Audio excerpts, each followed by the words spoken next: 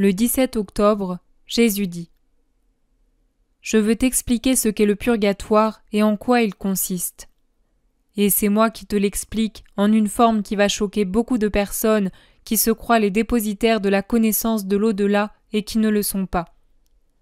Les âmes plongées dans ces flammes ne souffrent que pour l'amour. Non indignes de posséder la lumière, mais pas tout à fait dignes d'entrer tout de suite au royaume de la lumière, au moment où ils se présentent devant Dieu, ces esprits sont investis de la lumière.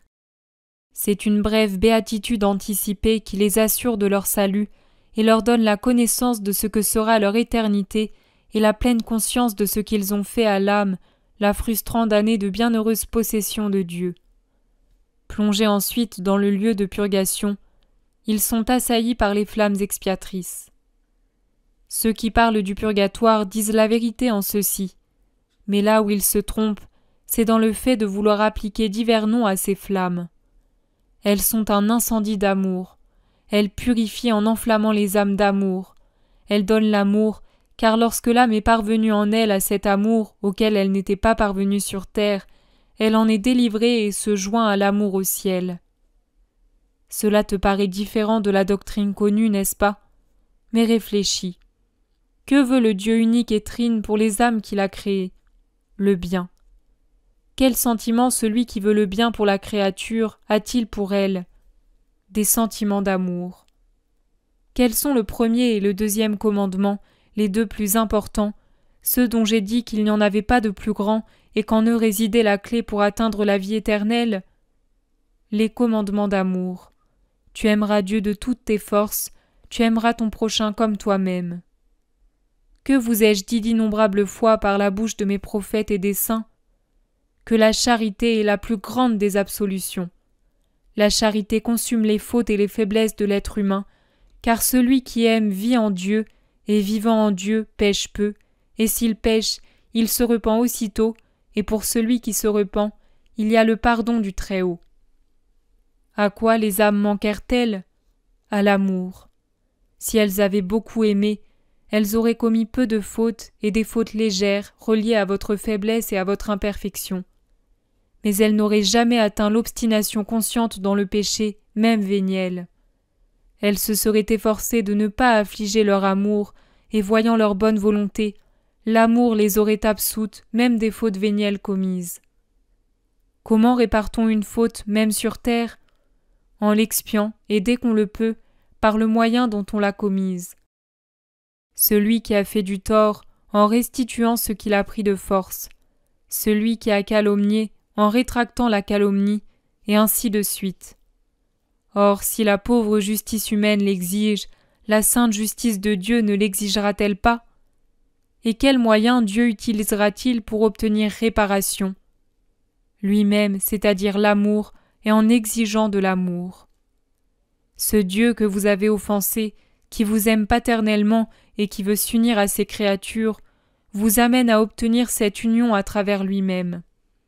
Tout se fonde sur l'amour, Maria, excepté pour les vrais morts, les damnés. Pour ces morts est mort l'amour aussi.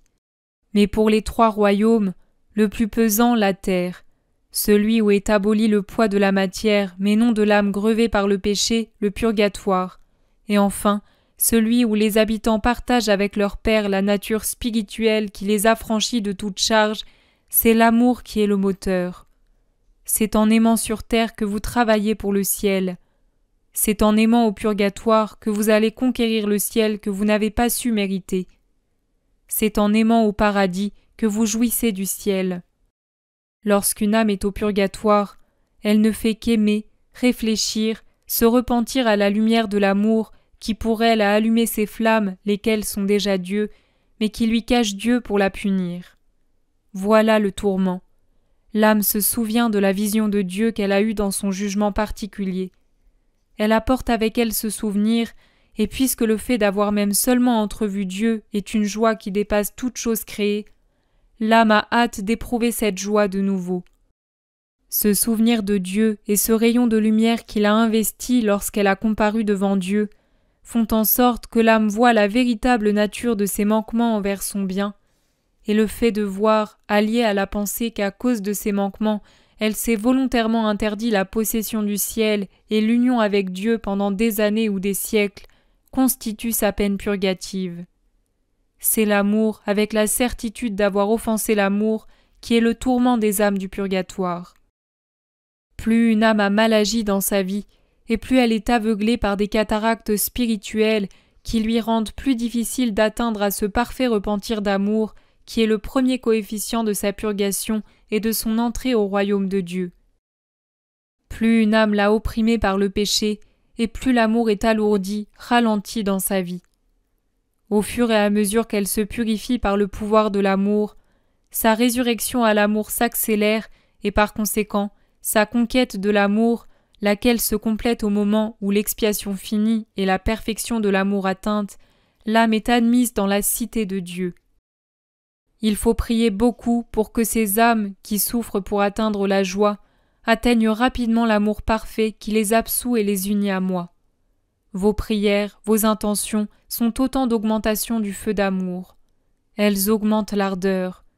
Mais ô bienheureux tourment, les capacités d'aimer augmentent aussi. Elles accélèrent le processus de purgation. Elles élèvent à des niveaux toujours plus élevés les âmes plongées dans ce feu. Elles les mènent au seuil de la lumière. Elles ouvrent enfin les portes de la lumière et introduisent l'âme au ciel. À chacune de ces opérations, provoquées par votre charité envers ceux qui vous ont précédé dans la seconde vie, correspond un sursaut de charité pour vous. Charité de Dieu qui vous remercie de pourvoir à ses enfants qui souffrent, charité des âmes souffrantes qui vous remercie de vous prodiguer pour les introduire dans la joie de Dieu.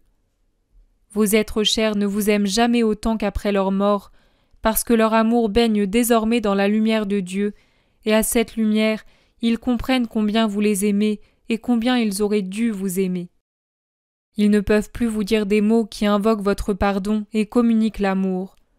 Mais ils me les disent pour vous, et je vous les apporte, ces mots de vos morts qui maintenant vous voient et vous aiment comme il se doit. Je vous les apporte avec leur demande d'amour et leur bénédiction, valable dès le purgatoire, car elle est déjà imprégnée de la charité enflammée qui les brûle et les purifie. Et puis, parfaitement valable du moment où libérés, ils viendront à votre rencontre au seuil de la vie ou se réuniront à vous en elle, si vous les avez précédés au royaume d'amour. Fie-toi à moi, Maria. Je travaille pour toi et pour tes êtres les plus chers. Élève ton esprit. Je viens pour te donner la joie. Fais-moi confiance.